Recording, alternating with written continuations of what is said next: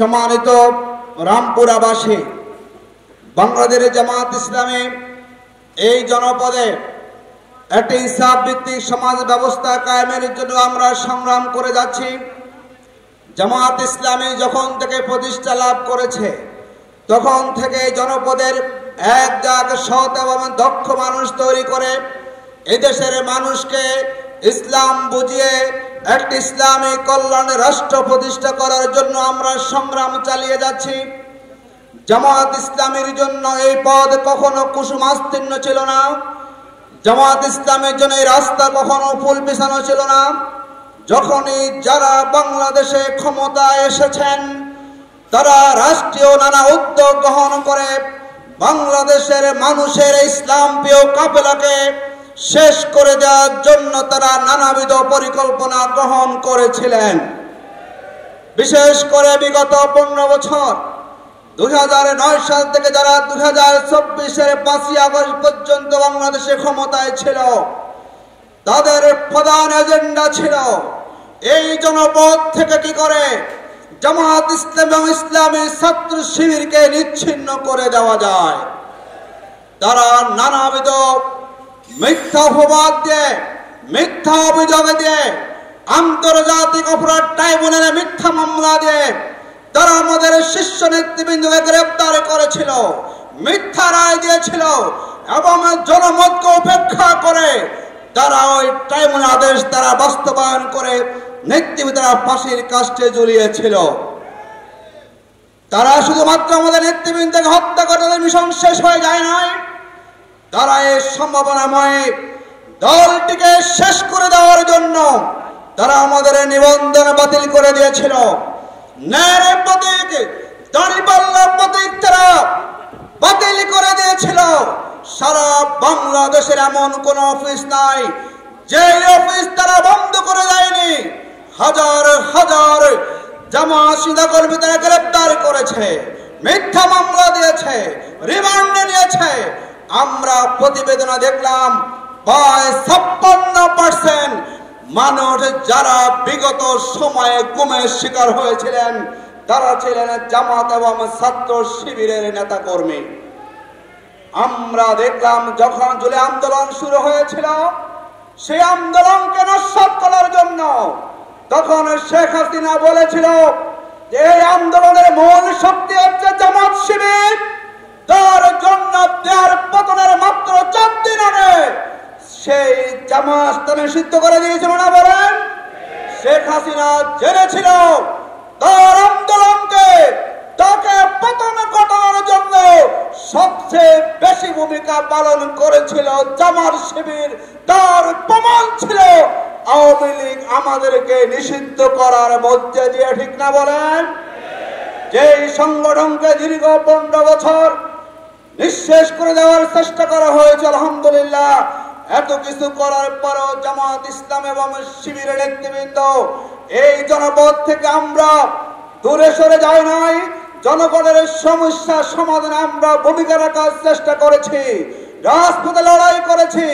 জামাতের নেতৃবৃন্দ হাসতে হাসতে পাশের মঞ্চে গিয়েছেন, আমরা তখন আপোষ করার চিন্তাও করি নাই।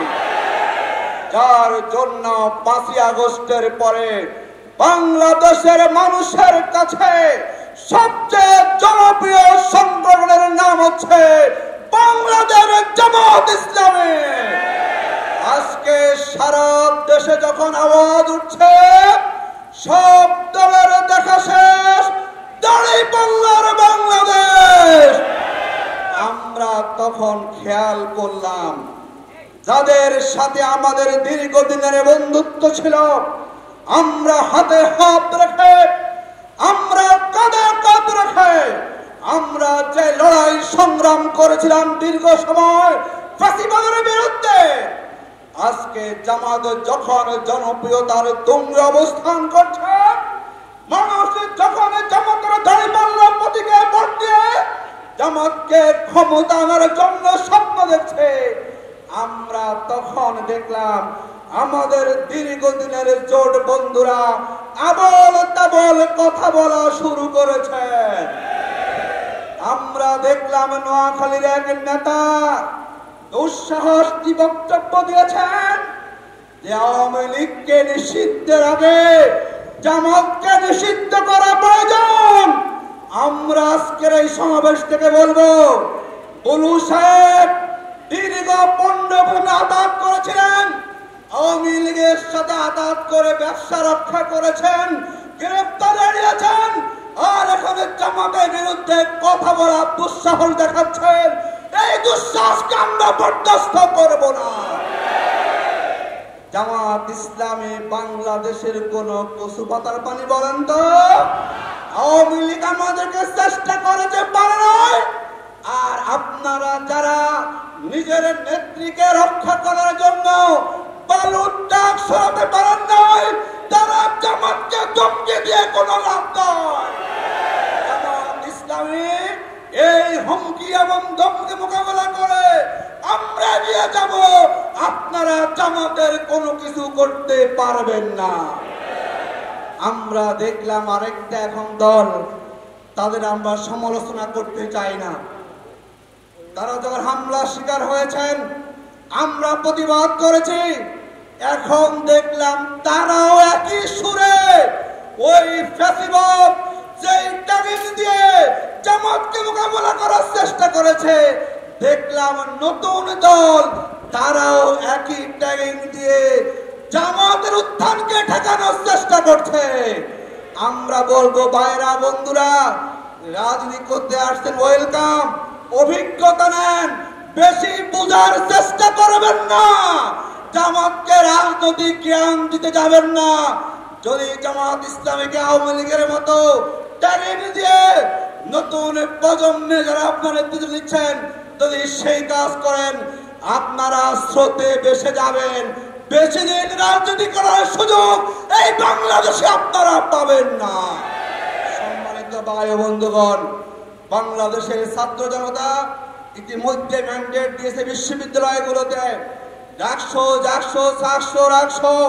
প্রমাণিত হয়েছে বাংলাদেশের তরুণী প্রজন্ম আর পুরানো কোন রাজনৈতিক বন্দোবস্তকে পছন্দ করে না।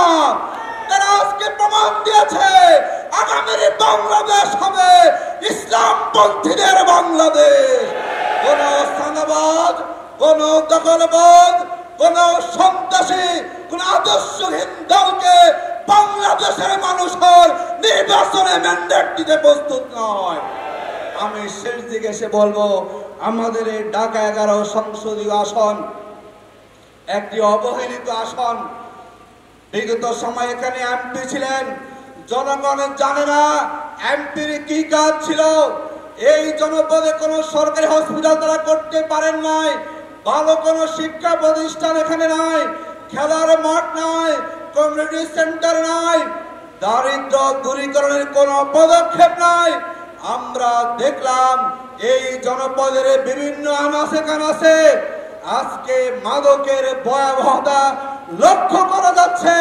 বিগত সময়ে কোন জনপ্রতিনিধি এই জনপদের বাক্য উন্নয়নে তারা কোনো ভূমিকা পালন করেনি।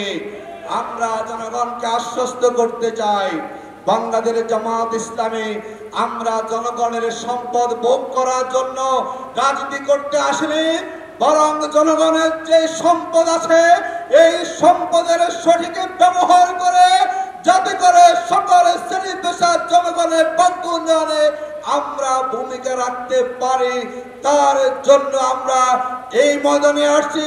যদি আপনারা আমাদের প্রতি বিশ্বাস স্থাপন করেন, আমরা কথা দিচ্ছি, যদি জনগণ আগামী নির্বাচনে জামাতের দাঁড়িপাল্লা প্রতীকে সমর্থন করে জামাতকে বিজয়ী করে, আমরা কথা দিচ্ছি এই বাংলাদেশকে আমরা 5 বছরের চেহারা পাল্টে দিব। জামাত ইসলামী কোন ব্যক্তি কখনো দুর্নীতি করে না, দল দুর্নীতি করে না। ইনশাআল্লাহ এই বাংলাদেশের কোন ব্যক্তি এবং গোষ্ঠীকে আমরা দুর্নীতি করতে দিব না।